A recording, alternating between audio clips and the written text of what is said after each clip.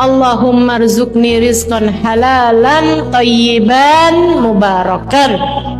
Ya Allah, kasih pada saya, anak saya, suami saya, keluarga saya, ya Allah, semuanya ya Allah, rizki yang halal, yang thayyib, dan yang berkah.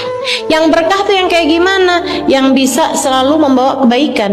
Tuh harta yang berkah tuh harta yang ziyadatul khair, berkah itu tambahnya kebaikan, gitu ya.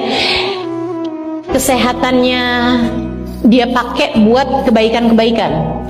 Hartanya dia pakai buat kebaikan-kebaikan. Harta yang haram, harta yang nggak berkah, jangankan harta yang haram, harta yang nggak berkah aja itu nggak bakalan bisa tuh dipakai buat hadir majelis, buat bikin majelis. Nah, kalau kita bisa punya harta yang dipakai buat majelis, keburu dipakai buat sedekah, keburu dipakai buat berbuat baik sama orang lain, keburu dipakai buat nyekolahin anak, keburu dipakai buat nyenengin anak-anak misalnya gitu ya, keburu dipakai buat makan, keburu makanannya yang bergizi bagus, betul.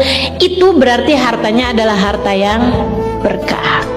Kalau harta yang nggak berkah dibuat pergi majelis kayak nggak bisa gitu, nggak bisa dibuat nyumbang kebaikan-kebaikan, itu nggak bisa gitu. Hartanya harta yang nggak berkah, soalnya harta yang nggak berkah itu kepakainya buat hal-hal yang nggak enak, buat kena tilang, buat apa namanya, bayar